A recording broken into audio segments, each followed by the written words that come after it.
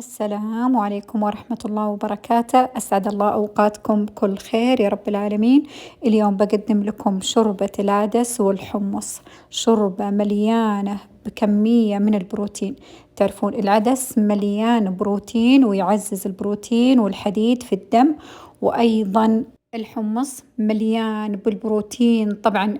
قالوا زمان إذا غاب عنك الضاني اللي يقصدون لحم الأغنام، فعليك بالحمصاني يعني بائع الحمص، لأنه مليان بروتين نباتي هو والعدس.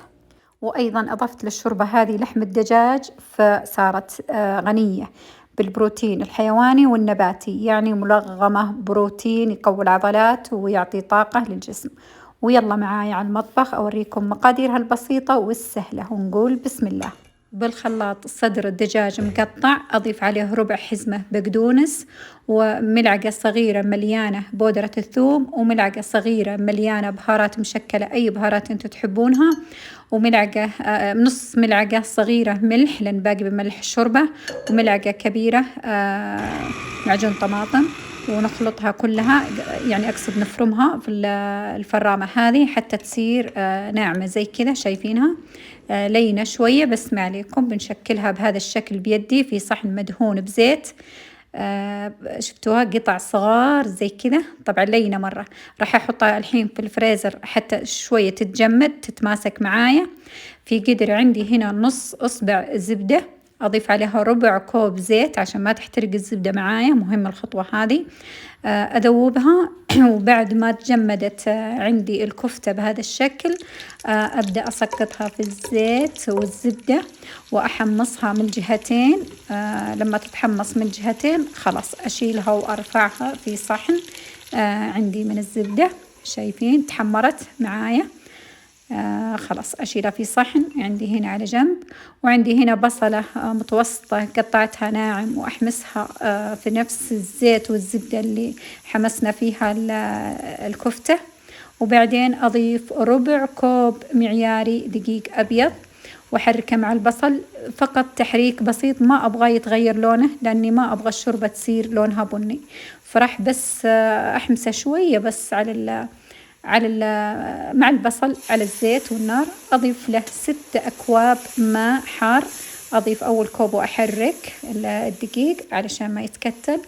وطبعا الموية حارة شوية، ممكن تحطون باردة عادي ما هي مشكلة، بس عشان أسرع الوقت حطيت 6 أكواب موية حارة.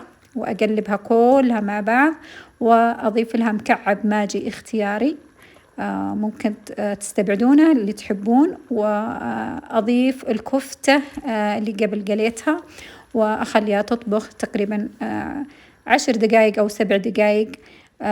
بعد كذا أضيف عليها نص الكوب حمص مسلوق أو معلب، ونص الكوب عدس أسمر مسلوق، طبعا الكوب المعياري أتكلم، ونص الكوب شعرية مسلوقة، كلها مع بعض. أحركها وأخلطها وأخليها تغلي شوية. أضيف ملعقة صغيرة ملح، الملح دائما يا بنات قللوه في البداية، ولو حسيتوا أنكم باقي تبغون زيدوا.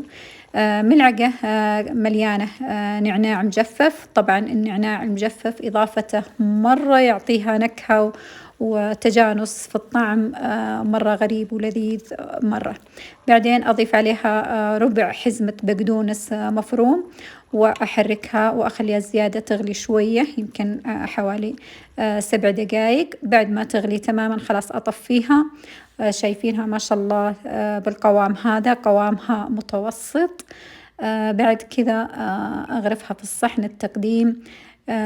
مرة مفيدة مرة صحية. الأطفال اللي طفلك أطفالك عيالك ضعيفين البنية، حيلهم ضعيف، أعطيهم الشوربة هذه مرة تقويهم، تقوي العضلات، ترفع نسبة الحديد في الجسم. العدس مليان بروتين ومليان حديد. العدس والحمص مصدر للبروتين النباتي، يعني مقوي مرة للعضلات يا بنات اللي ما يحبون يعني يكثرون من اللحم. وأيضا الدجاج عندي هنا صدر الدجاج، طبعا صدر الدجاج مليان بروتين أكثر من الساق والأفخاذ، دائما صدر الدجاج يكون مليان بروتين. جربوها وبإذن الله تعجبكم وبالعافية.